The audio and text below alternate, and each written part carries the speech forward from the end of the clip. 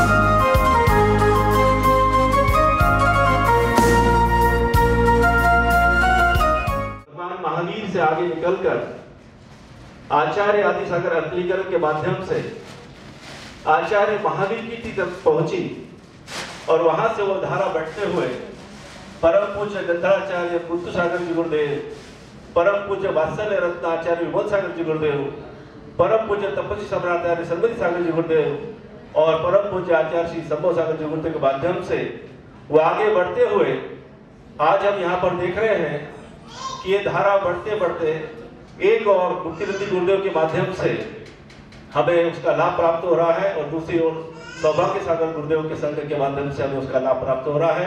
नवग्रह शांति जिनालय के पंच कल्याणक का और पूरी समिति ने बार बार आचार्य सौभाग्य सागर के चरणों में जाकर निवेदन किया कि गुरुदेव आपको इस पंच कल्याणक में अवश्य उपस्थित रहना है। आपका पावन सानिध्य हमें दूध शर्करा योग के जैसा रहेगा। और आज योगायोग ऐसा बना है कि पंच कल्याणक की पूर्व बेला में संघ यहाँ पर आया है। मैं पूरे धर्मतीर्थ विकास समिति की ओर से पूरे आचार्य संघ का यहाँ स्वागत करता हूँ, उनका अभिनंदन करता हूँ।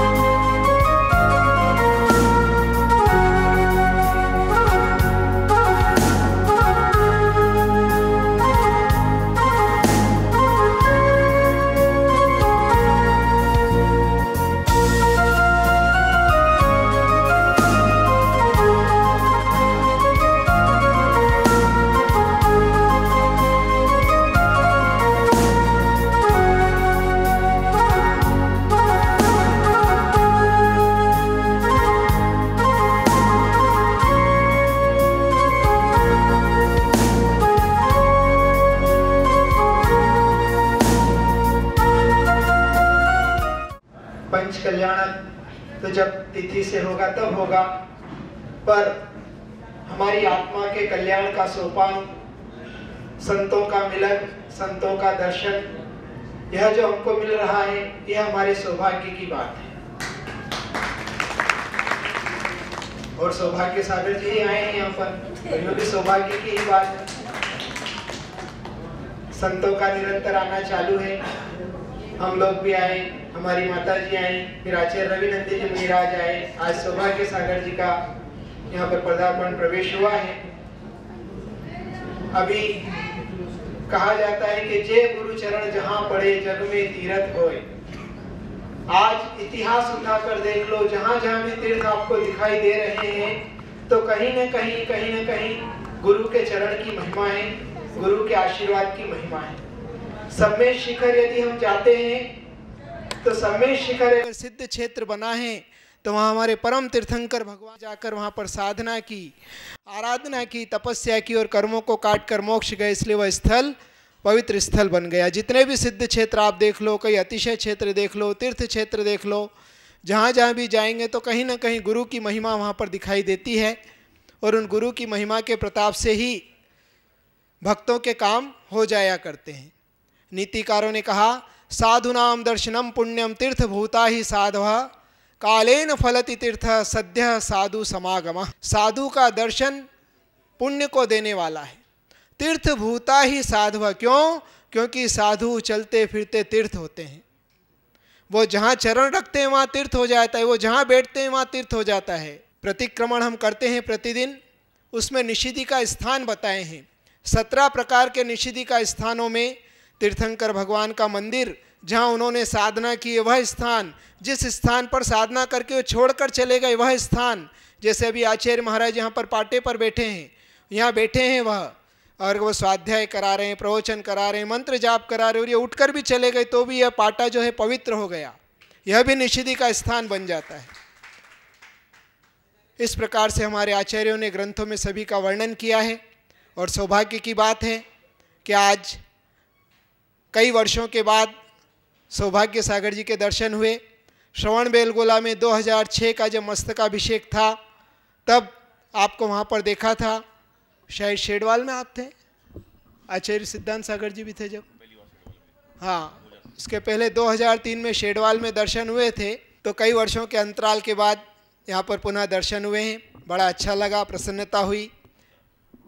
कहा जाता है, आगतम स्वागतम कुर्यात गच्छम तम न निवार्येत तिष्ठते भोजन कुर्यात एषः धर्म सनातनः। यह सनातन धर्म है कि जो आता है उसका स्वागत अवश्य करना चाहिए। और मूलाचार्य की विधि भी है कि चाहे आचार्य परमेष्ठी भी क्यों ना हो, अपने स्थान से खड़े होकर 4 कदम आगे जाकर आगंतुक साधु की अगवानी करना चाहिए। और जब यह दृश्य दिखाई देता है और जब श्रावक लोग, भक्त लोग यह दृश्य देखते हैं तो एक अलग आह्लाद उत्पन्न होता है। हमारे अडुल के भक्त यहाँ पर विराजमान हैं, औरंगाबाद के हमारे जितेंद्र जी भी हैं, बड़े दिनों के बाद वह भी दिखाई दिए। कई बार चर्चा हुई, गुरुदेव आता हूँ, पर शायद दर्शना जी ने परमिशन नहीं दी होगी, इसलिए अभी तक नहीं आए।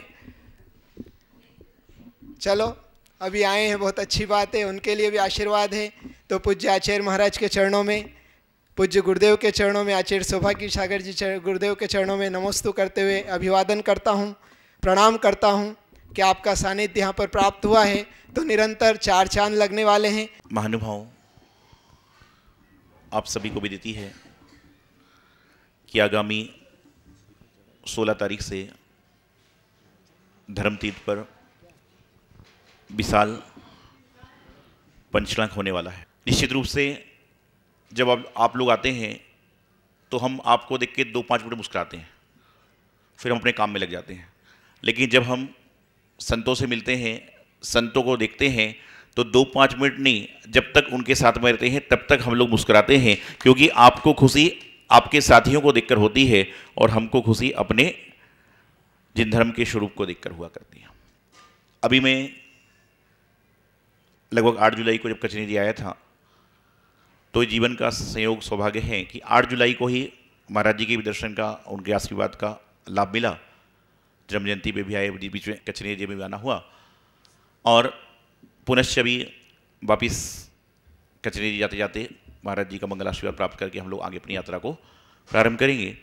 तो मैं आपको एक बात बताना चाहता हूँ कि महाराष्ट्र में पंचनाग बहुत सारे हुए, औरंगाबाद में महाराज जी के सानिध्य में भी और संतों के सानिध्य में भी बहुत सारी प्रतिष्ठाएं हुई, औरंगाबाद के आसपास भी बहुत सारी प्रतिष्ठाएं हुई। लेकिन औरंगाबाद ज़िले में, या यूँ कहना चाहिए कि मांगी तुंगी के बाद पूरे महाराष्ट्र में यदि कोई पहला पंचनाग ऐसा हो रहा है जो महाराष्ट्र का नहीं पूरा इंटरनेशनल का है, तो वह धर्मतीर्थ का हो रहा है।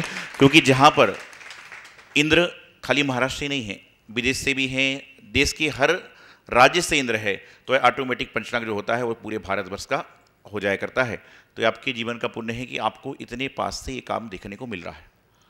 और निश्चित रूप से जब आप महाराज जी की आरती करते हो तो कौन से नगर में जन्म लिया बोलते हो? भोपाल में जन्म लिया बोलते हो ना। भोपाल में जन्म लिया तो भारत देश की राजधानी दिल्ली है, मध्य प्रदेश की राजधानी भोपाल है और धर्म की राजधानी धर्मतीर्थ है। तो कोई बड़ी आश्चर्य की बात नहीं है कि यहाँ पर वहाँ पर राजधानी में जन्म हुआ और यहाँ पर उन्होंने धर्मतीर्थ का उद्गम करा दिया।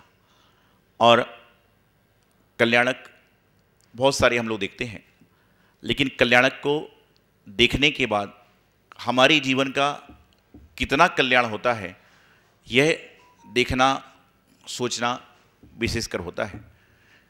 गुरु आपको अवसर देते हैं कि आप इस क्रिया में भाग लेकर अपने पुण्य को और सुपुण्य बनाएं और अपने जीवन का कल्याण करने का प्रयास करें।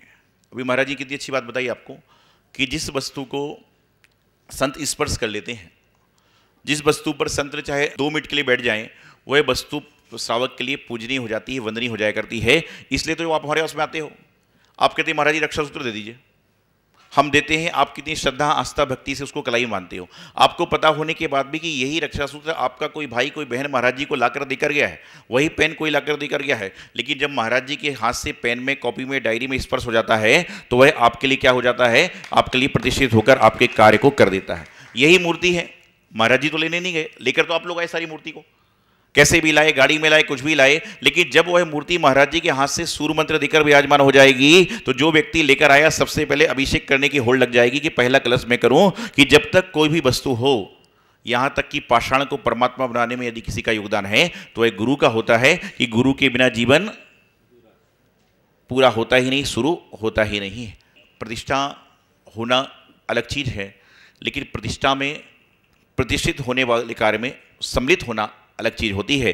तो जिस तरह से जो भी व्यक्ति जो पात्र बन रहा है वो तो पुण्य का अर्जन कर रहा है, लेकिन जो कोई कारण से पात्र नहीं बन रहा वह पात्रों की सेवा करे। पात्रों की सेवा अर्थात जो ये साधु हैं ये भी पात्र हैं। यदि आप पात्र बन के पूजा कर रहे हो तो अच्छी बात है, और पात्र बन के पूजा नहीं कर पा रहे हो तो गुरुओं को भोजन करा रहे हो, आहार करा रहे हो, ये भी अच्छी बात है। तो या तो पात्र बन के पूजन करने बैठ जाओ, और पात्र बन के पूजन करने नहीं बैठ पा रहे हो तो जब गुरु आहार को निकले तो उनको आहार देने का प्रयास करो। कहीं ना कहीं आप पुण्य कमा लोगे तो आपके जीवन का कल्याण निश्चित रूप से हो जाया करेगा। उदक चंदन तांदुल पुष्प के चरु सदीप सधूप फलार्घ के धवल मंगल गान रवांकुले जिन ग्रहे जिन नाथ महन। ओम ऋषि परम पूज्य आचार्य श्री सौभाग्य सागर जी सत्संग के चरणों में अनर्घपद प्राप्त है, अर्घम निर्पामिति स्वाहा। पंच कल्याणक ये किसी व्यक्ति का कल्याण नहीं है, भगवान का तो कल्याणक हो गया, वे तो मोक्ष चले गए, लेकिन उनके कल्याणक मनाकर उनकी प्राण प्रतिष्ठा करके हम अपनी आत्मा में परमात्मा की प्रतिष्ठा करने जा रहे हैं। जो मंत्र संस्कार वहां पर होंगे, गर्भ कल्याणक के संस्कार होंगे, जन्म कल्याणक के संस्कार होंगे, दीक्षा कल्याणक के संस्कार होंगे, केवल ज्ञान कल्याणक के संस्कार होंगे, मोक्ष कल्याणक के संस्कार होंगे। उन संस्कार के जो मंत्र हैं उन मंत्रों का आलोक हमारे अंदर में आएगा, और यदि एक मंत्र हमारी आत्मा के अंदर में उसने आलोकित कर दिया तो निश्चित रूप में हम अनंत संसार काट करके हम भव्य जीव की श्रेणी में, रत्नत्रयधारी की श्रेणी में हम आ जाएंगे। उसके लिए ये पंचकल्याणक किया जा रहा है। पंचकल्याणक ये प्रदर्शन का विषय नहीं है, ये महाप्रदर्शन का विषय है। आज व्यक्ति दोहरा जीवन जी रहा है। आज कुछ श्रावक कहते हैं अरे पंच कल्याणक में इतने करोड़ों खर्चा हो रहा है। जरा उनसे पूछो कि आपके एक बच्चे की शादी में कितने करोड़ खर्चा कर रहे हो। घर में शादी करना हो तो शाही रिसोर्ट चाहिए, 5 स्टार होटल चाहिए, और करोड़ों रुपए खर्च करने को हम तैयार हैं। हमारे सिर्फ एक जो कार्ड जाता है, एक निमंत्रण कार्ड जाता है, वो कार्ड भी आपका जो है आज करीब 3100 रुपये का एक कार्ड आपका आ रहा है। थाली, कितने व्यंजन बने, कितनी मिठाइयां बनी। हमने ऐसा भी सुना है कि एक शादी 500 करोड़ के अंदर में हुई, एक शादी, और कितने रोज चली वो? शायद मैंने सुना कि शायद 3 महीने शायद चली वो, थोड़ी चली क्या, मतलब साल भर पार कर लिया। इतने करोड़ की शादी, क्या मिला उसमें? शादी में बर्बादी है। यदि धर्म नहीं है, संस्कार नहीं है, नीति नियम नहीं है, तो वो शादी बर्बादी है। विवाह में है क्या? शुरू में वाह वाह, फिर आहा, आखिरी में तबाह। कौन शादी करके सुखी है? प्रश्न बताओ कि शादी करके मैं प्रसन्न हूं। एक भी जोड़ा बता दो आप कि मैं शादी करके एकदम प्रसन्न, मैं सुखी हूं। है कोई ऐसा? पर ये शादी का लड्डू संसारी प्राणियों के लिए ऐसा है कि जिसने नहीं खाया वो खाने को रो रहा है, संसारी, और जिसने खा लिया वो खाने के बाद रो रहा है। लेकिन हम मोक्ष मार्ग पर चलने वाले साधु, जो इस मार्ग पर चल रहे हैं, संसार के बंधन में नहीं फंसे हैं, हमने कभी इस मोक्ष मार्ग में आकर के ये नहीं सोचा कि अरे हम कहाँ आ गए। हमको लगता अरे हम कितने अच्छे स्थान पर आए हैं। मैं अपने जीवन को सोचता हूँ, हम लोग साधु लोग सोचते हैं कि यदि हम घर में होते, कोई पढ़ाई लिखाई की होती, कोई बड़ा उद्योग भी करा होता, कुछ भी करा होता, तो हम कितने मकान बना लेते। हंताणम नमो सिद्धाणम नमो आयर्याणम नमो वज्रायाणम नमो लोए सवसाहुणम।